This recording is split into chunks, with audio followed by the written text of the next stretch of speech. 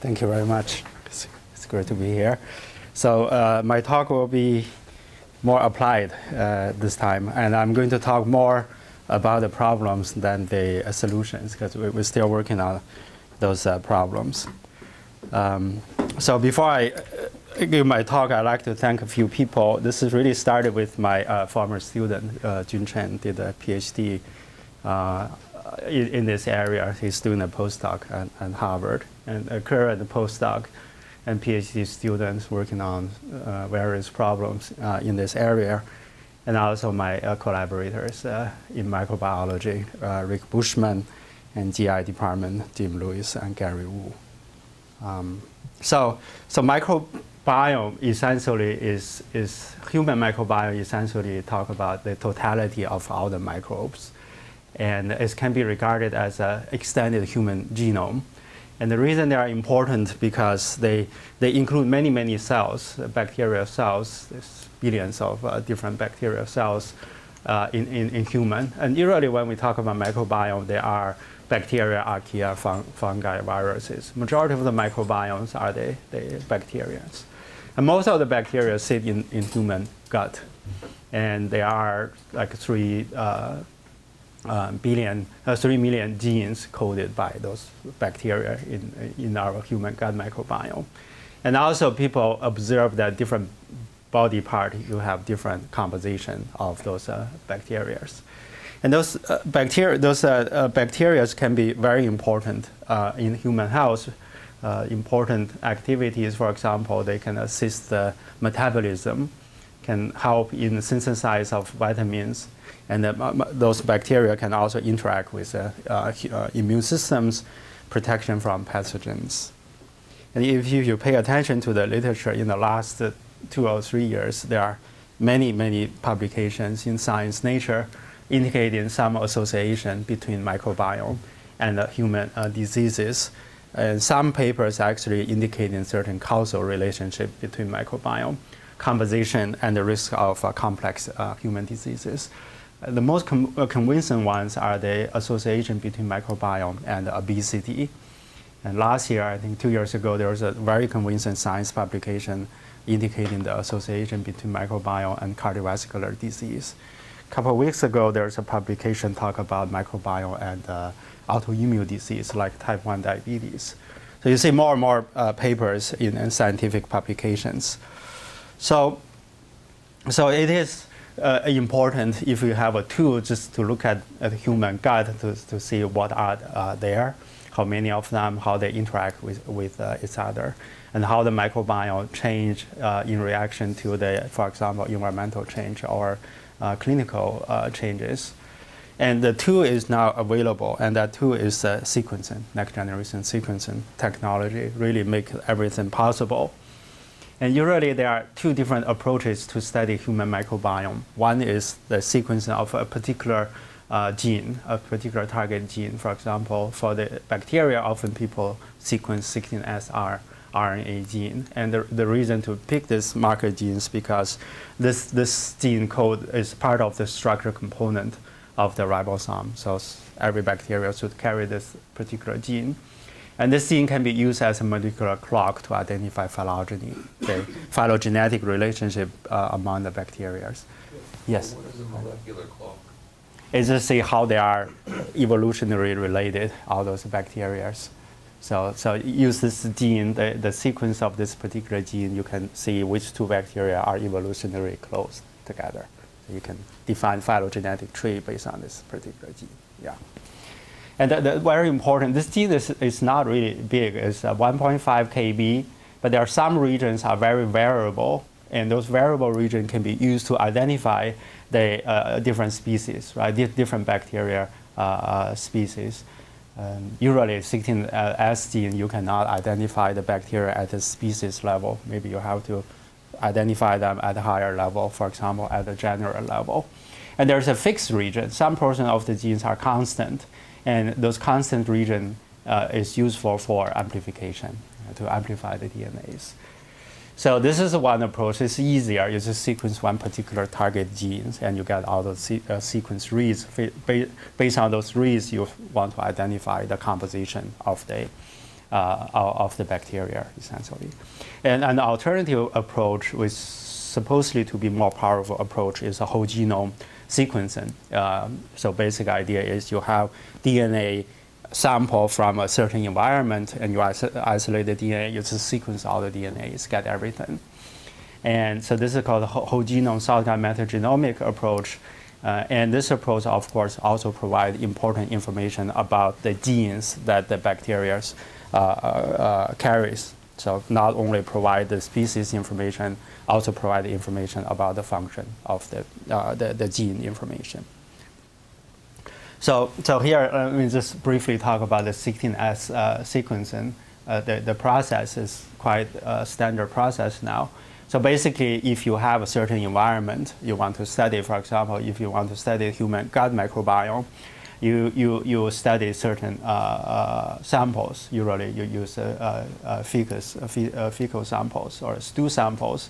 From the stool sample, you can extract the DNA, and you PCR amplify those DNAs, and you can barcode the amplicons. So you can, after you get the sequence, you know which sample the sequence is from.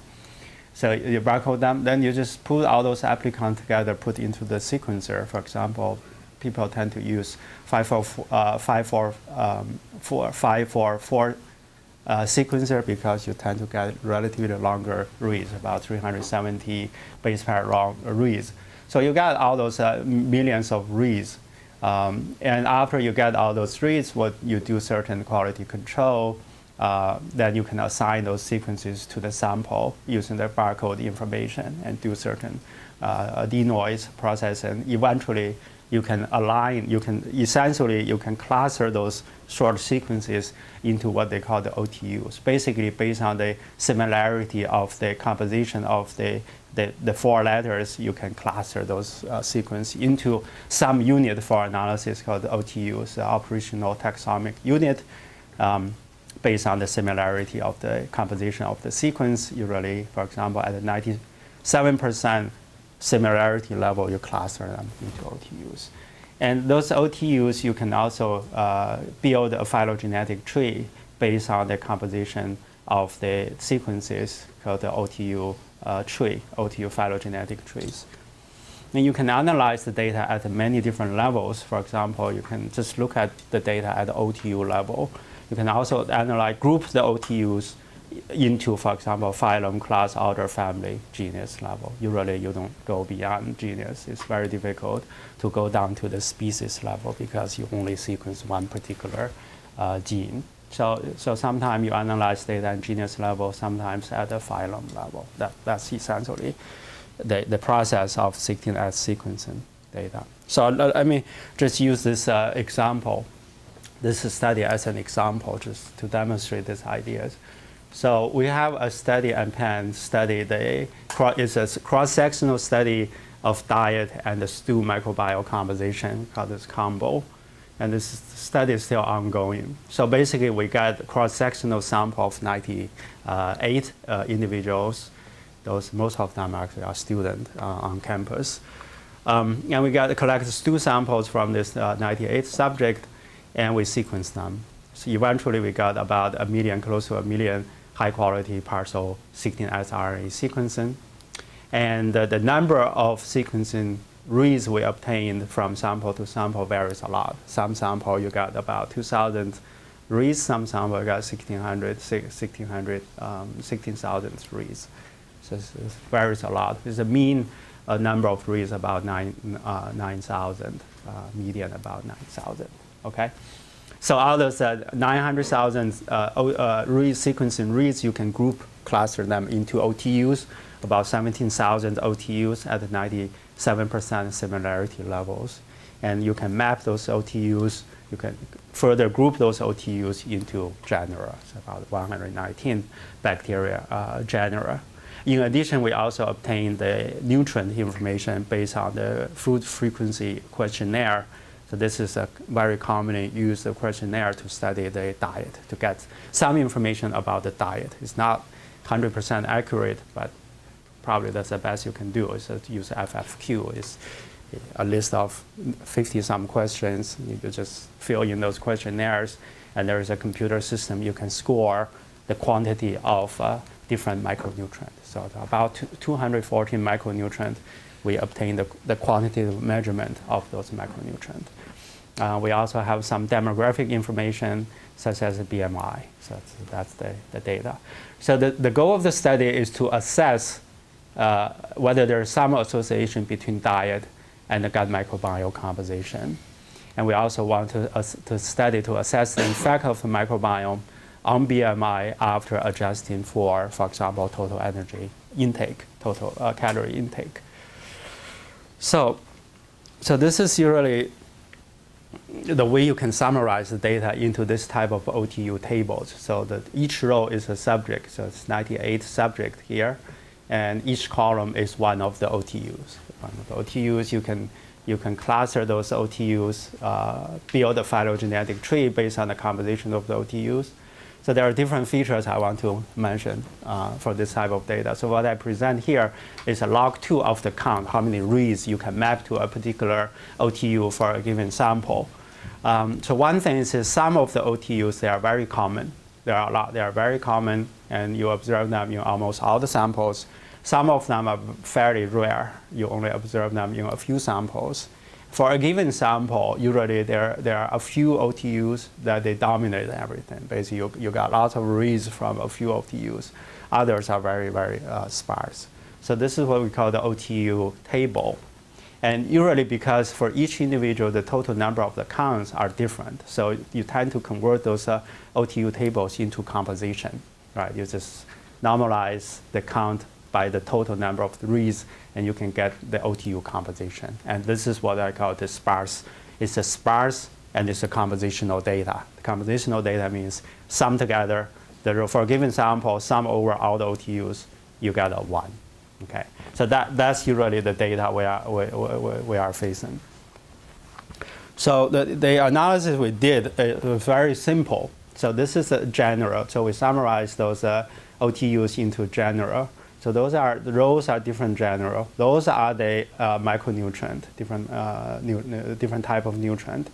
What we did is just calculate the correlation, the Spearman's correlation, to see whether there is any association between a particular micronutrient quantity and the composition of each of the genera, bacteria genus.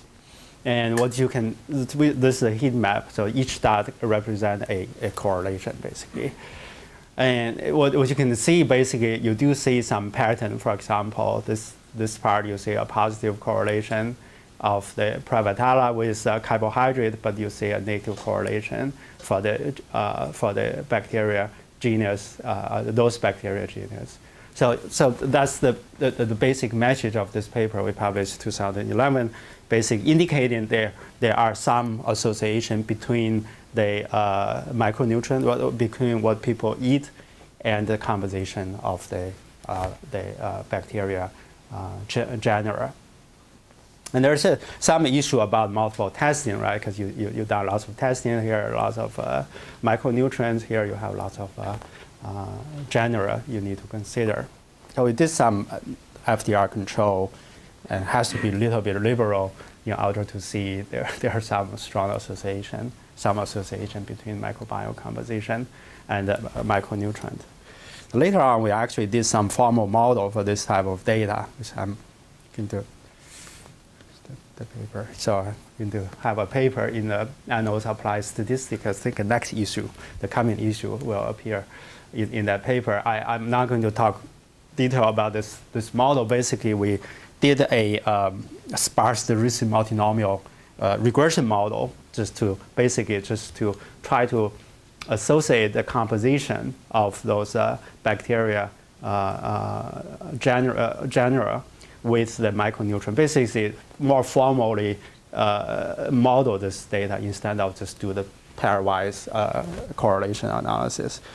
And this turned out this model we consider the common genera. Some genera are very rare. So 30 common genera 118 nutrients. Some of the nutrients, they are highly, highly correlated because they all derived from that particular questionnaires. The model results in selecting 11 nutrients on this side and 13 bacteria genera, indicating some association between those nutrients and the genera. So I just want to point out a few things. This result, in general, this model-based result agrees with what we published in Science. And some important observations are Prevotella, for example, is negatively correlated with sugar, with 3 different. Prevotella is correlated with sugar. This positively actually correlated with 2 different types of sugars, and negatively correlated with choline. The reason I mentioned Prevotella because there's a publication in Nature 2 years ago. It's little controversial publication that indicating that you can classify the human gut microbiome into 3 discrete categories called enterotype. And they classify individual sample into 3 discrete groups based on composition of Prevotella, Rhumococcus, and the Bacteroides. So based on the combination of those 3, they said you can classify the individuals into 3 discrete groups. Yes? Maybe I just don't know. Well, most of us don't know. What do you mean by sparse? Yeah. So what we did. So what we did is this. So we used the Dirichlet multinomial regression to model the composition of this 30 genera. That's the outcome. Then the covariate are 119 nutrient. And so you think about there's a regression model to link the composition of those 13 genera with 118 nutrient. Sparse means we assume only a small subset of those 119 nutrients that are related to the genera composition. So the genera are the composition. Y, yeah. Y. Yes. And the X. Nutrients are your X's. Yes. The goal is to do variable selection. Some kind of sparsity. Exactly. By what technique? So this is regularization. Essentially, we have. So basically, your regression. You're penalizing too many parameters. Yeah, yeah, exactly. So the regression coefficient, you got 30 by 118 regression coefficient matrix. We have 2 types of sparsity constraints. One is the column. Each column corresponds to one of the nutrients. They are sparse. And within the column, for a given nutrient, we assume they are associated with a few of the genera, not all of them. So it's a 2-layer of the sparsity in that model. And we did basically some regularization to fit this model. Eventually, this is the result from the model fitted. Okay. Did you use the L1? So we have 2. One is, so first layer is a group L1. And within group, there's another layer of L1 penalization. Yeah. So this I didn't present too much detail, but there will be a paper up here in this coming issue of AOAS journal. Okay. So I want to mention a few things about analyzing the 16S data. One is the phylogenetic tree information. This is quite useful, quite important information. And we want to incorporate this phylogenetic tree information in statistical analysis. And in this area, it turned out there's a distance defined by a NICE group in 2005, 2007. They call it Unifrac Distance. A very, very heavily used distance to measure the distance between 2 microbiome combinations. I think the idea is very good. It's very interesting. So here's the basic idea. So suppose you have 2 microbiome compositions, red and blue. And remember, based on the OTU sequence composition, we can build the phylogenetic tree to tell us the evolutionary phylogenetic relationship among those species, those OTUs. So the idea is when you define the distance between the blue microbiome and the red microbiome, if the species are very close together on the phylogenetic tree, you should take that into account. So the way they define the distance, called Unifrac distance, is basically they just sum over all the branch lengths.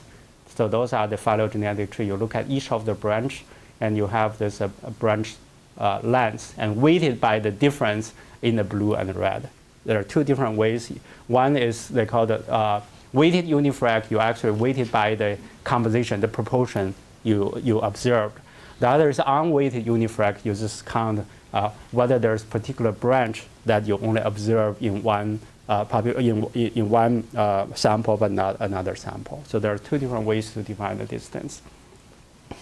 We use this distance in our analysis quite a lot. And what we found is the distance could be very sensitive to some of, for example, weighted unifrac distance can be extremely sensitive to if you have some species, some OTUs which are very abundant. The unweighted unifrac distance, of course, they don't look at the actual proportions. They only look at the presence, absence of a species. So we sort of extend this unifrac distance into a generalized unifrac distance. I'll show you how we define this next page. I think just try to modulate the two extremes. Those what they define are two very extreme distance. So we have a generalized unifrac distance measurement, and after you have the distance, you can do the test based on the distance you calculated. And the way we do this, we based on some kernel-based regression to do the test. I'll show you this. And this phylogenetic tree information is also important. So there's some papers talk about how to incorporate this tree information into, for example, PCA analysis, principal component analysis, if you have this compositional data measured on the phylogenetic tree. This is actually from one of the Susan Holmes' student, part of her PhD dissertation. It's published in AOAS 2 years ago, talk about how to use the tree information for PCA analysis. We have a paper on how to use this phylogenetic tree information for the sparse canonical correlation analysis. And this I'm not going to talk too much detail. So this is how we define what we call the generalized unifrac distance. Essentially, you have two samples, A and B sample, red and blue samples, and you sum over all the branches of the phylogenetic tree. And B is the length of the tree of the branch. Remember, if you have the sequence, you build the phylogenetic tree, you have the length of the tree. And so here is a relative difference of the abundance. So this is for the I's branch, proportion of the reads in that branch for the A sample and B sample. So this is basically the relative difference. And you weight it by the branch length and the sum abundance. Eventually we take a square root of the total abundance. So the only difference is the unifrac distance, they take this parameter as a 1. So they put a lot of weight on the total abundance. What we did, we just take a square root, modulate that weight. It turned out this weight is a lot more robust than either the weighted or unweighted unifrac distance in terms of power, mainly in terms of the power. Because weighted unifrac distance is very powerful if the true difference are indeed at the OTUs, the abundant OTUs. Unweighted unifrac distance is very powerful if the difference are only at the level of presence absence level. And this simple weight square root of this guy make the distance not too sensitive to those two extremes. That's the whole idea. So after you have the distance definition, you can do a test. For example, for the microbiome study, usually the first things you want to do is to test whether there's any association and some of the outcome, some of the clinical outcome could either be binary outcome or continuous outcome. And you also want to adjust for example, standard covariate. And so the way you do this, you can just model this in this semi-parametric regression. This is like a GE type of, not GE, the generalized linear model, mixed effect model type of model. So you model the mean, some function of the mean of the outcome as a fixed effect for the standard covariate, and some function of the OTU composition, microbiome composition, So this is your model. And so in this model, if you want to test whether there's any association between microbiome composition, this is ZI, and the outcome, essentially you're testing whether this function is 0, right? And this is actually, this part is nothing new. People use this so-called kernel-based test very often in genetics. So the basic idea is you assume this function, this function comes from a particular function space defined by a kernel function. And what's turned out, this kernel-based regression can be shown to be equivalent to the generalized linear mixed effect model. So if you rewrite the previous semi-parametric regression into generalized linear mixed effect model, this is a fixed effect, and you have this individual specific random effect. For each individual, you have HI. The basic idea is you can define the covariance matrix of this random effect by using the kernel function. So the idea is very simple. Basically, each individual you have a random effect, and how does HI are related is based on how close their microbiome are, right? If the microbiomes are very close, then this HI should be closer. So you can define the covariance matrix of this random effect in terms of the kernel function. That's the idea of a random effect model, individual specific random effect model.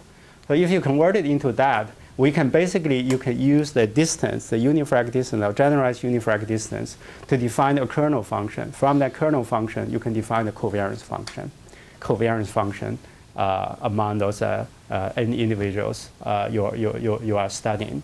Then testing the association between the microbiome composition and the outcome is equivalent to test the variance component being 0. So basically you can test whether this tau variance component is 0. If it's 0, then all the H are 0 means there's no association.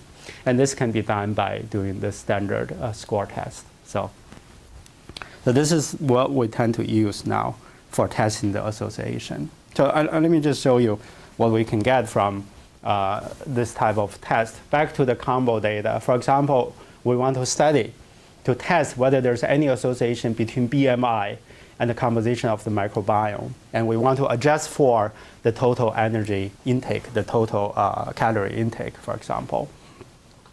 So here are the results. So here, this is the p-values. Those are the different distances we use. This is a weighted Unifrac distance. This is our modified Unifrac distance. Unweighted, this is another modified Unifrac distance. So you can see the result actually heavily depend on what distance you use. In this particular example, seems like if you use a distance that capture the presence-absence of the bacterial species, the OTUs, make a bigger difference than you use a weighted Unifrac. Remember, you actually account for the relative abundance of the OTUs. And there actually you don't see any strong association. But if you use unweighted Unifrac distance, you do see a very strong association. This is the part I'm still not 100% sure that that's the interpretation. But we saw this a lot in practice. Sometimes you use weighted Unifrac distance, unweighted Unifrac distance, you do get very different results. The simple interpretation would be, well, the unweighted Unifrac distance, you only look at presence, absence of the OTUs. But I'm not really sure that's the reason, because you really look at thousands of the OTUs together in this statistics. Nevertheless, this is the composition after you adjusting for the total calorie intake.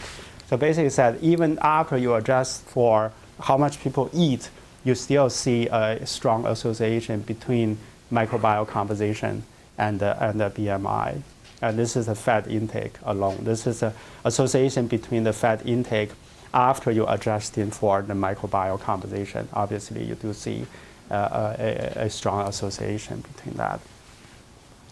So this association has been observed in many studies, the association between microbiome composition and the BMI. Essentially, we just further check this association in our data. Seems like it is true, there is an association. Okay, so this is 16S data. Now I'm going to move to the next problem, is the data related to shotgun metagenomics. And this is new. So here's the idea. So 16S data, remember I mentioned there is a limitation in discerning the species with high similarity genome sequences. Because some species, they are very similar in their sequence. Just sequence one gene, 16S marker genes, you cannot really differentiate between those the species. So people do shotgun metagenomics. So here's the idea. For example, for a given sample, you assume in the gut of this particular individual, there's a mixture of different genome, right? Different bacteria genomes. So but we don't know the abundance. We don't know anything. We don't know who they are. We don't know the relative abundance. You just get the DNA sample, the mix of all the bacterial genome, and also some of the human DNA, also human DNA, plant DNA, almost everything in there. And you sequence them, you get all those reads, right? All those sequencing reads. Supposedly, if you sequence this mix of genome deep enough, you will get read from each of those genomes.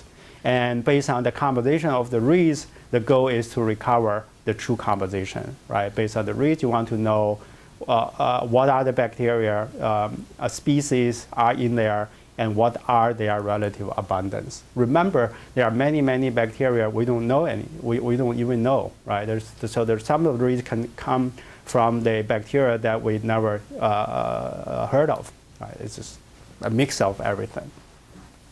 So statistically, this is a question. You observe all those sort of reads, and you may have some reference genome, because we know about a couple of thousand bacteria species that we know they are complete genome sequences. Some we don't know. And you want to see the relative abundance of those species. That's the statistical problem questions. So this has been a focus of research in the last year. There are lots of publications talk about how to do this. After you get all those reads, you want to study the composition. Most of the approaches, publications, are based on BLAST. So you have sequence, you BLAST to the known database, right? The known sequencing database, and see this particular read, this very short sequence read, map to which of the known species database, and you quantify them. So there's a lot of papers like that. There's one paper from Harvard group called Metaflam, and this is very nice. Their idea is this. So you have about a couple of thousands of bacteria species that you know the whole sequence, right? You have their sequence. What they did is based on, for example, 2,000 bacteria species, you know the full sequence. You can identify markers. So for each of the species, hopefully you can identify certain number of marker genes, and those marker genes that are very unique to this particular species, right? If their composition is only unique to this species, then you treat them as a marker. So for each of the species, they can identify a set of marker genes, and the number of marker genes varies from species to species. Then you're only going to align to map the observed sequence reads to those marker genes. The reads that cannot map to the marker genes, just ignore them. So this is a marker gene-based approach called Metaflam. And so I think this is interesting. So we also use this, and I'll show you we can make some improvement over what they did. What they did is very simple. So each species, you have a set of marker genes, and you align those observed reads to those marker genes, and you just count them, how many reads you can map to those marker genes. Then you adjust for length of those marker genes and the total number of the reads that can map to the marker genes to quantify the relative abundance of the species. So we use this. What we observed is this so-called marker-specific effect. Let me explain this to you. So this is another study, ongoing study at Penn. We call it PLEASE. This is essentially a study that related to pediatric Crohn disease. The kids with Crohn disease, we did some sequencing. I'll talk a little bit more about this particular study.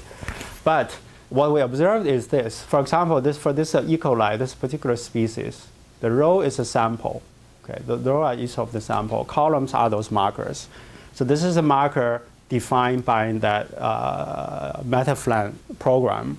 So different species, you have different number of markers.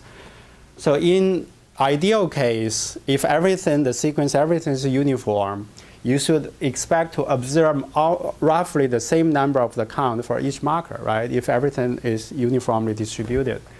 However, after you adjust for the length of the marker gene. But what you observe is a very strong marker-to-marker variation. They are not equal. They are not the same. For example, for this particular species, you can see those markers behave similarly, those markers behave similarly, but there's a big difference. For this species, very clear, there's a marker-to-marker variation, right? So you want to have a model which can account for marker-to-marker variation when you try to summarize those counts over all the markers, right? So the one simple approach is a very simple model, is a Poisson model.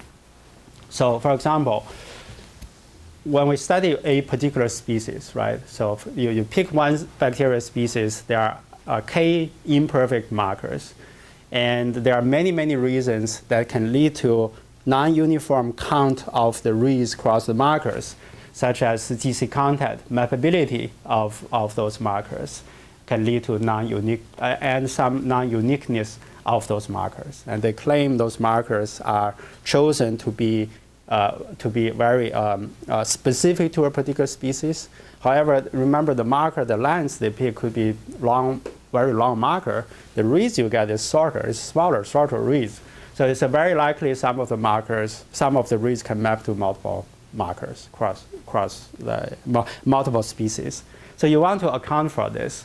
So the basic model is this. So the K is a case marker. We study one species, the case marker of this species. For the ice sample, we observe the count. How many reads map to this case marker for the ice sample? We'll assume this follows a Poisson distribution. And the read parameter is quantified by a few terms. One is the abundance. For the ice individual, the abundance of this particular species, the relative abundance, the abundance index, theta I. Adjusting for the MK is the length of this particular marker. Length varies from marker to marker. And also the total number of the reads which you can map to the marker, to the set of markers. So this you need to adjust for, right? Because this varies from sample to sample a lot. And we have this phi k to be the marker-specific effect. So the Unifrac, the metaflam, essentially assuming this phi k to be the constant, to be 1, to be the same. But we do want to account for the marker-to-marker variation. Of course, you need to put certain constraints on this phi k, which is assume some of the phi k to be k for the purpose of identifying those parameters. So you can fit this model, simple Poisson regression model, for each of the species separately to obtain the abundance index. And so based on this simple model, what you can get is for a given species, for a given individual, you can obtain this abundance index, and you also get the variance estimation. Not only the estimate, point estimate, you can obtain the variance based on the previous model. And one thing we use this result is to use the combination of the estimate and the variance to determine whether there is indeed a particular species in a given sample, right? If, for example, you compute 95% confidence interval, if this interval includes 0, we just say there's no species S in the ice sample. You can also convert those data into relative abundance. But what is important is you don't have to convert the theta into the compositional data. You can just compare the theta, right? This abundance directly when you have, for example, when you want to relate the abundance to some clinical outcome, or if you want to do two group comparisons, you can just directly apply test directly on the theta without converting this to a compositional data. Because compositional data will lead to some problem, which I'm going to mention next. So here, let me just show you. This is some simulation. So this is simulation. What we did is this is 50 individuals, 50 individuals, And we assume they have different sequencing depths. So this is the total simulated reads varies from individual to individuals.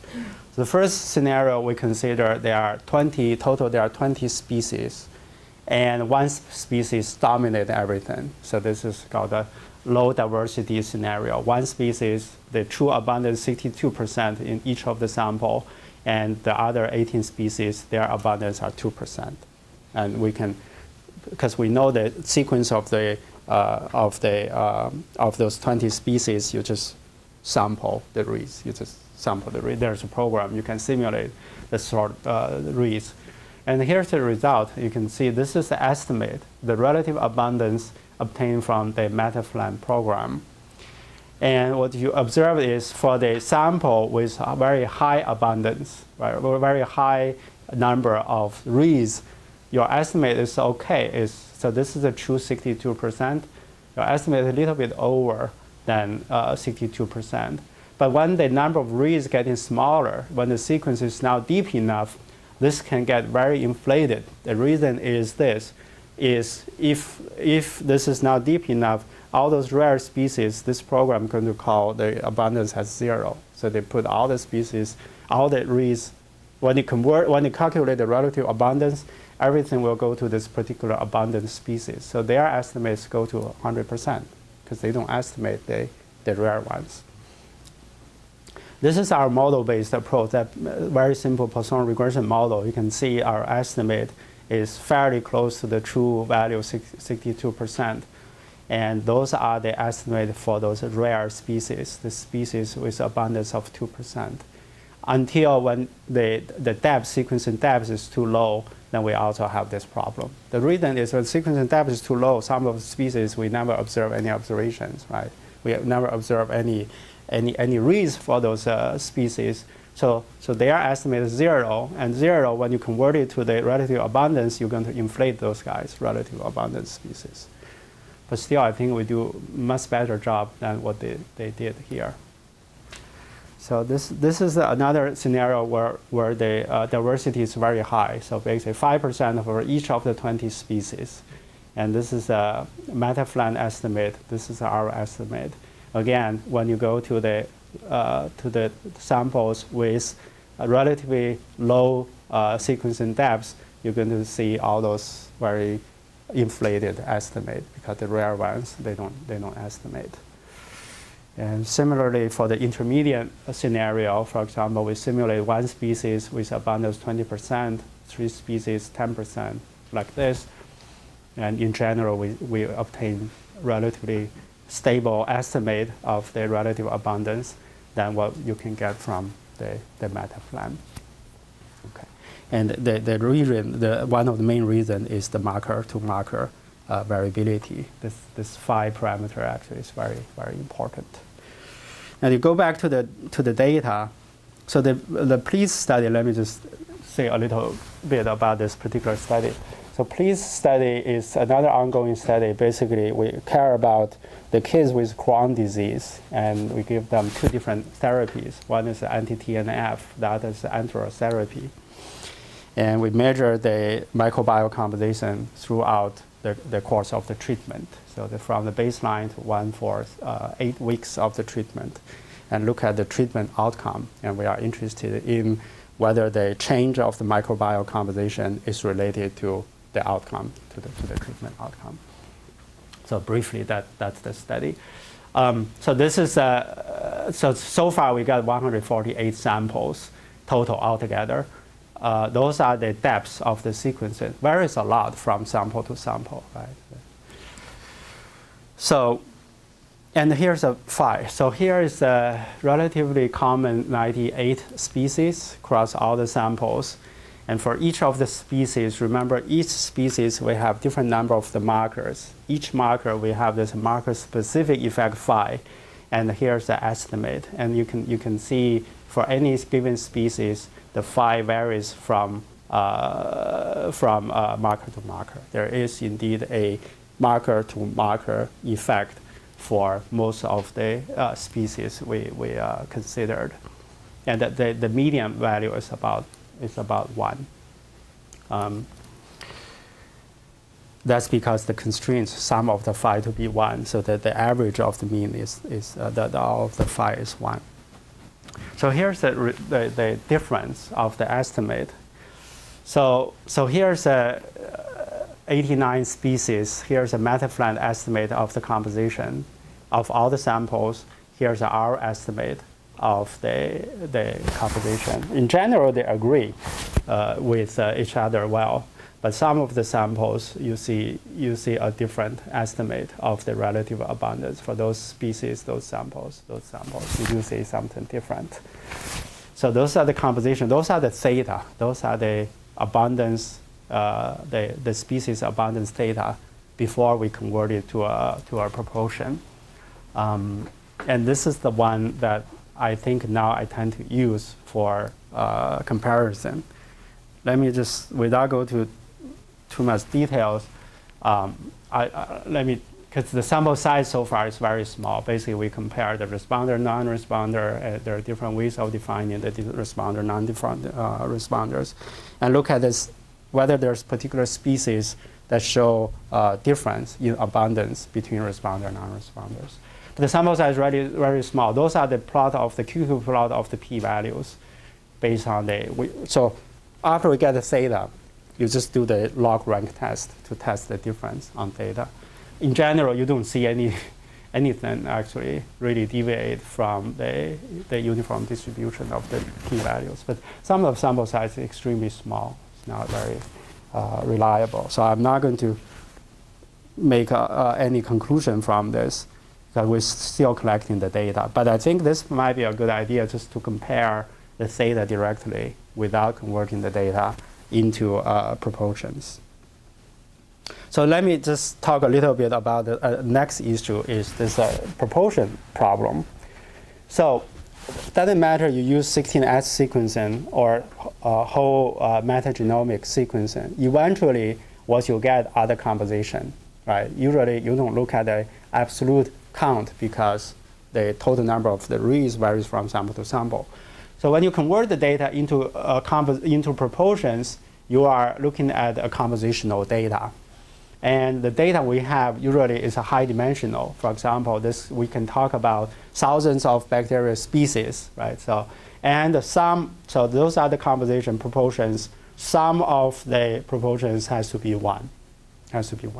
And those data are sparse, means some of the sample, most of the sample, you only observe a small set of species. Many of them will be 0. The true value will be 0. So this is what I call the sparse, high-dimensional compositional data. And this can lead to lots of complications in the real data analysis. So the first complication is this, when you want to do regression analysis, for example, right? For example, if you have p+1 species, and those compositional data sit in the simplex, in the p-dimensional simplex. And if you just do the regression, for example, linear regression, you want to associate the composition of p+1 species to some outcome. And what type of regression you can do? So the simple naive regression is just you use those composition as a covariate, xk, it's the typical linear regression. The problem is the design matrix, right? The every row sum of the design matrix is 1. So that you don't want to do. In addition, there's an interpretability problem, right? So what is the meaning of beta k? The standard regression beta k means you change 1 unit of xk, and how the mean will change. You fix all the other covariate. But for compositional data, you cannot change 1 without changing the other, right? Because sum together equals 1. So this obviously is not a very good model to use if you have the compositional data. So in the 80s, there are lots of papers from Aitchison talk about how to deal with this problem. So his solution is take a log of the ratio. So instead of you have p+1 covariate, you just take one baseline group and take a ratio of the proportion and take a log. Now there's no constraints on this log of the ratio. You can just do the standard regression. The problem, there are two problems. One is this result can heavily depend on what is this base group, right? What is the denominator you put in there? Which one you want to use as a denominator? Secondly, there are lots of zeros. So the 0 problem is a big problem. I don't have a good solution. I have a better solution than this problem. So if you extend this model one further step, right, by introducing a new parameter. So previously, this model, you have p parameters. And here, if you introduce another parameter, beta p plus 1, you have p plus 1 parameters, but you have to have these constraints. The constraint is sum of the beta, the regression coefficient has to be 0. And this now is interesting because what are we doing? We just do regression at the log of the composition, at the log scale. But you have to have this linear constraints on the regression coefficient. And these linear constraints make this model invariant to the total number of taxa. Doesn't matter how many total number of taxa you have. We will have the same model, right? For any n, the x multiply any true number of bacterial species, you always get the same model. So this is what we do. We call this is essentially a generalized linear model with a constraints on the coefficient. You have to have this constraints. So in this model framework, now we can do variable selection. For example, you want to know which particular species or which particular species are related to the outcome y. And you can do variable selection by regularization, for example. The typical, for example, L1 penalized regression, you can do that. But you have to do this, again, under this linear constraints. So this is different from the standard lasso type of regression is you have to do that in this particular space.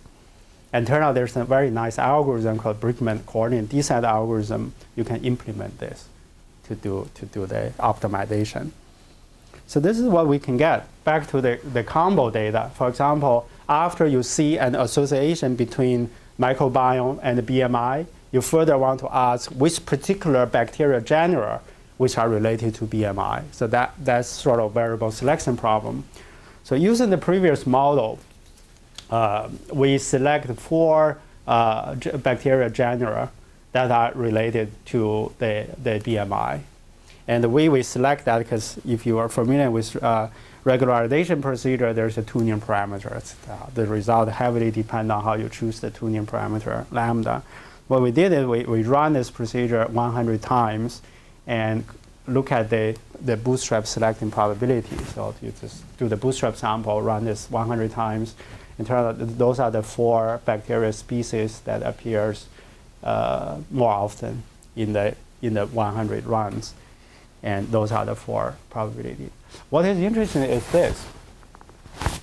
This is a BMI. This is the beta. This is the beta times log of the x. And so we have 4 species.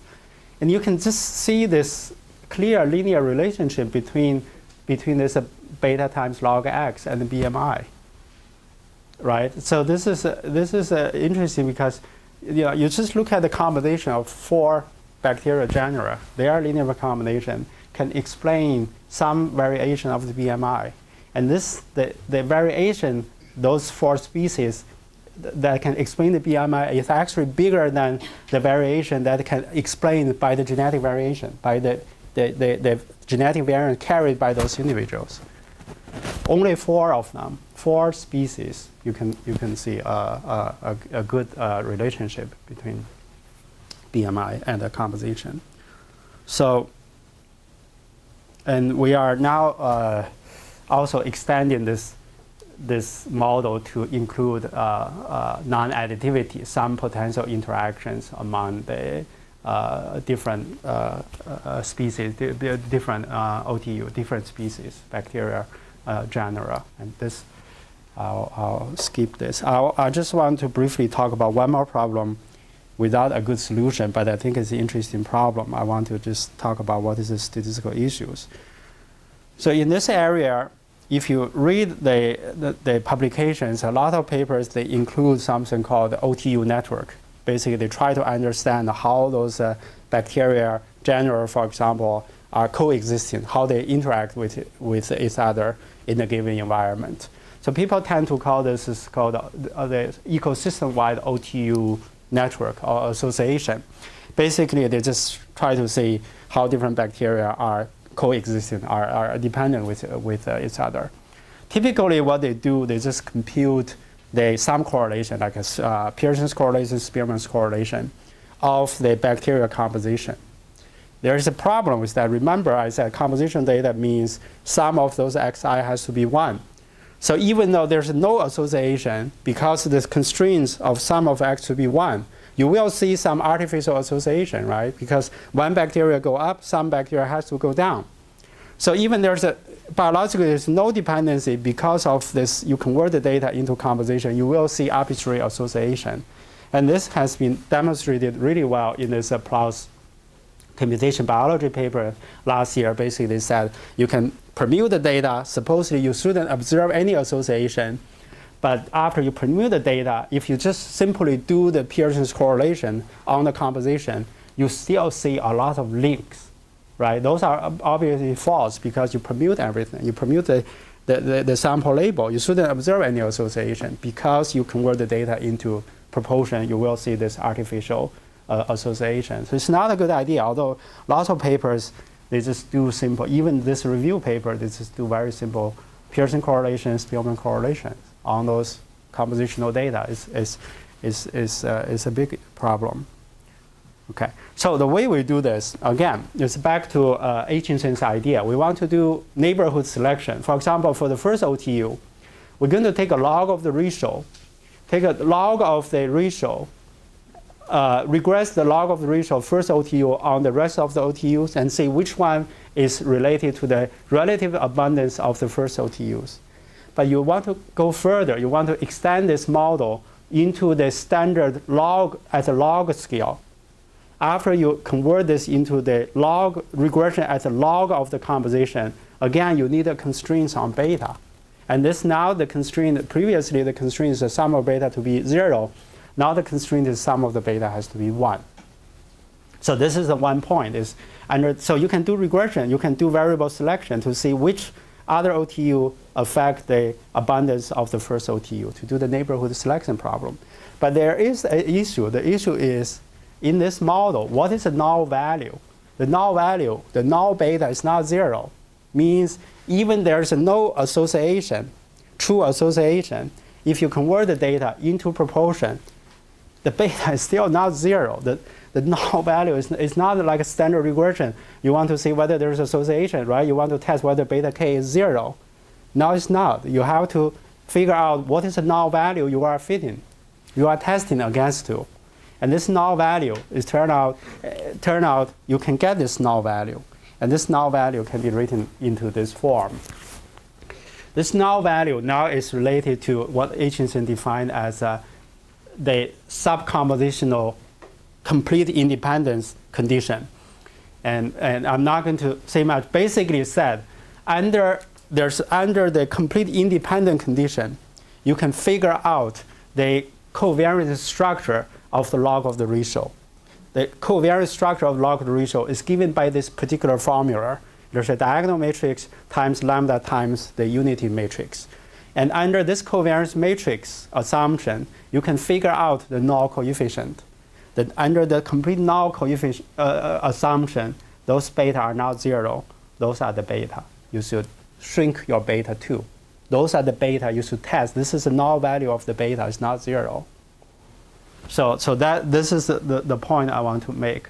And now you can do neighborhood selection by shrinkage, but you want to shrink the beta not to 0, but shrink the beta to the null value, beta k 0, which you can estimate from your data. That's our approach to this problem. I'll show you just one more slide. We still try to understand what is the meaning of this, but at the minimum, those are the 30 common genera based on the previous model. So basically, for each of the genera, we try to find what are the neighbors by the approach I just talked about. And this is what we got about how those OTUs, how those genera are dependent, interrelated in human gut. I don't have a good biological interpretation, but what is important is after we permute the data, this type of, you will not see this type of graph. This is original data. We can get this type of network at the general level. So this is still ongoing, still working on this problem. So let me just conclude my talk by saying that, so I talk a little bit about the idea of how to use the phylogenetic tree information. So you can define the distance, use kernel-based method to test for overall association. And we introduce a very simple model-based approach to estimate the species composition from the shotgun metagenomic data. And when you do regression analysis, you have to put certain constraints on the regression coefficient to deal with this high-dimensional compositional data. The only problem that I'm still facing, which is very big problem, is you have lots of zeros. In those compositions, lots of zeros, how to deal with zero is a big issue. So far, if it's zero, we just add a little number, make it non-zero at this moment. So I'll stop here. Any questions?